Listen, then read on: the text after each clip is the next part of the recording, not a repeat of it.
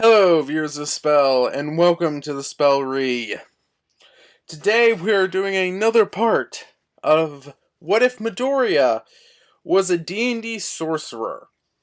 Now, just a little thing before we get started. The whole what if Midoriya was Yami's reincarnation? Yeah, I didn't expect that to go as well as it did. It's currently at over 300 views, so yeah, that series is getting put on the block for getting more parts, so that'll be coming up in the future. Along with once I get to probably part 3 of What If Midoriya is a D&D sorcerer, I'm gonna start one of the other series I thought of, and then I'll have a compilation of this one out not too long after, though I might wait a month or so. But without further ado, let's begin. As Midoriya had received his letter, and he had succeeded. In fact, he was third in the entrance exam. He was so excited. He was even more excited that All Might would be teaching, apparently.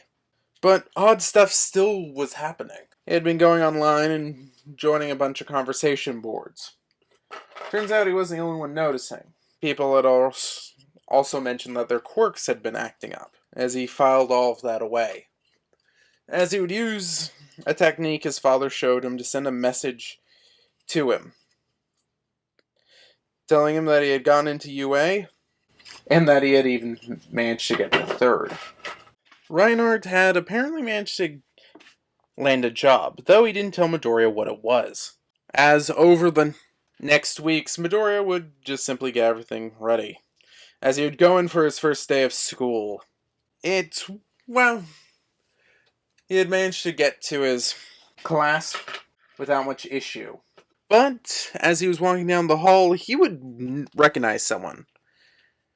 As he looked at Reinhardt and asked, "Wait, is that you, Reinhardt?" As Reinhardt said yes, as he would take a second to explain. Apparently when he went into the parent observation, a thing that Reinhardt would have sworn looked like a possum had asked him if he was interested in a job. Reinhardt had been confused and asked, and apparently the thing that Reinhardt said was named Nezu explained to him that Nezu could tell that Reinhardt had some experience, and was wondering if he wanted to be a combat teacher's assistant. Reinhardt had nodded since he wanted something to do besides watch Midoriya. After all, stuff back at home for Reinhardt had been kind of slow, and he didn't want to go back just yet.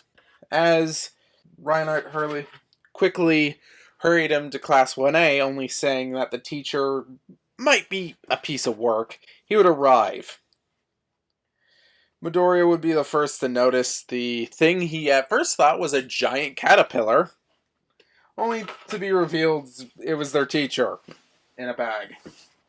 Aizawa would do the normal quirk apprehension test, as Midoriya would manage to get a pretty good score on all of them. But when Midoriya went up for the ball throw, Aizawa would try to counter his quirk, only for him to realize he couldn't, as Midoriya would cast a spell as he would disappear into mist, appear 30 feet in the air before throwing the ball. This wouldn't be tremendously useful, but it had managed to get a pretty decent score, before energy would surround him and he would fall to the ground like a feather. Aizawa was confused, as this would continue. Events not really standing out tremendously. He had the first day with All Might coming in, saying that he was entering the room like a normal person. Midoriya would geek out, while also thinking that All Might was probably really nervous to make that corny of a joke. But the combat training would go mostly without a hitch.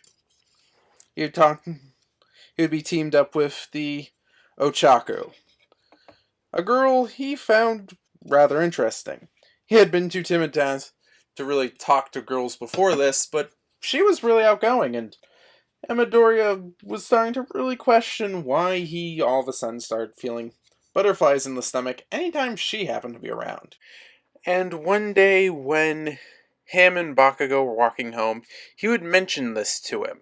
As Midoriya started going into a muttering fit about wondering if it had something to do with her quirk, or before Katsuki would just punch him in the back of the head, as he would just say, "You have a crush." Midoriya would swallow hard, as his mouth would move without saying anything. Katsuki would laugh and say, as Katsuki would walk ahead for a second before having a grin, Midoriya would have a chill, thinking that the grin kinda looked like some sort of imp, realizing some horrific, cruel torture he could do. As Katsuki would look back at him and say, "If I get to your house before you, I'm telling your mother!" As Bakugo would rush forward, Midoriya would take 2 seconds to realize it and rush after him, saying, "Hey,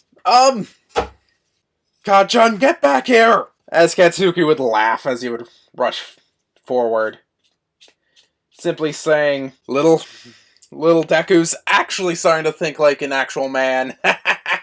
As Midoriya would manage to almost cheat on the race by using Misty Step when they were at the foot of the building to get up first, as Katsuki would just chuckle. Though the training with All Might would be the first time the rest of the class talked to Reinhardt, as he would give everyone some creative criticism on strategy and ambush, with All Might wondering where did Nezu find this man, since some of his suggestions were rather gruesome, like suggesting Yayorozu on ways to make traps that could cut someone's foot off, to recommending to Kaminari to have some sort of chain or string weapon on him, so he could use it to direct his electricity. He also seemed to suggest to everyone to at least try to get one weapon, since many of their quirks were only as good as their fists. And in his own words, fists are only so good until they break. If you have a weapon, you will always have your fist to go back on.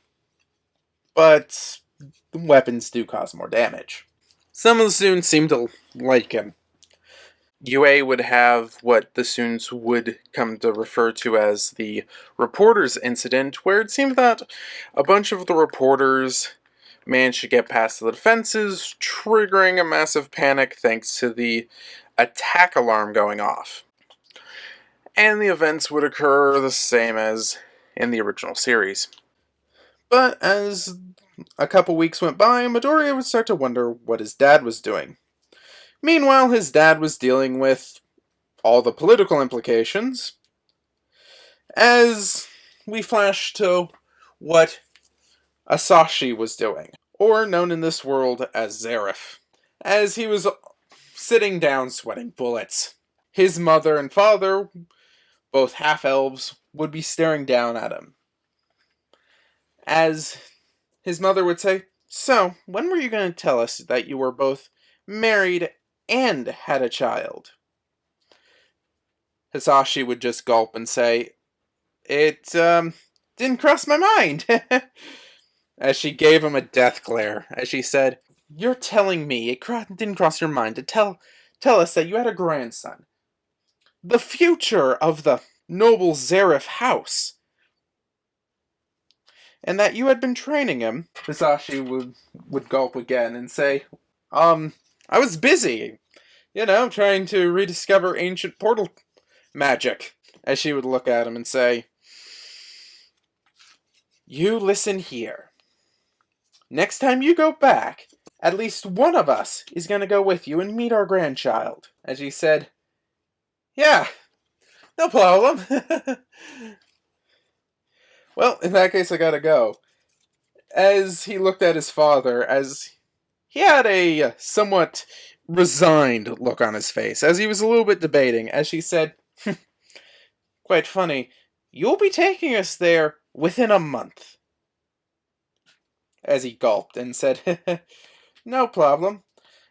As she also said, oh, and by the way, we are not happy. As Sasashi would chuckle, as she said, by the way, did he inherit your muttering problem? As Hisashi would lower his head slightly and say, yeah. As she would laugh and say, the Zera family. Why do all the men in it have a muttering problem? As his head would peek up and say, wait, what do you mean all of them? As she would just laugh and say, your father has the exact same problem. In fact, that's the reason why he hasn't mentioned anything so far. He's simply learned how to mutter in his own brain. As she would nudge him, as he would say, we are very, She would just break out and laugh and say, he's probably been muttering about the implications about having active portal travel to the other world and having a grandchild. As he would just say, yeah. As she just said, well, time to get all the preparations going. As he would say, what? As she would give him a bit of a devilish smile as he said, well, we're going to be traveling in about a month. And I think we're going to stay there for a while. As Sasashi would say, okay. As she would also say, I have to make sure to pack your baby images. As he would go pale and said, I thought those were destroyed. You know, that freak fire. As she would said, you know how that spell works. And besides, you don't think I only had one copy. As Hisashi would just have a look of horror on his face. We'd flash to Midoriya. They had been doing school for about 2 weeks, when Aizawa had gathered them all up and said, today we are going to be going to an off-site facility called the USJ for rescue training. Please proceed to the bus. Midoriya is excited. Lesson in rescue work. Though he didn't remember seeing Ragnar. Saw him early in the day. He shrugged and got on the bus, not knowing that this day would be a notable day in his life, and it would be rather concerning. And that's where we're going to leave it. Please like, share, and subscribe if this is a story you are interested in hearing.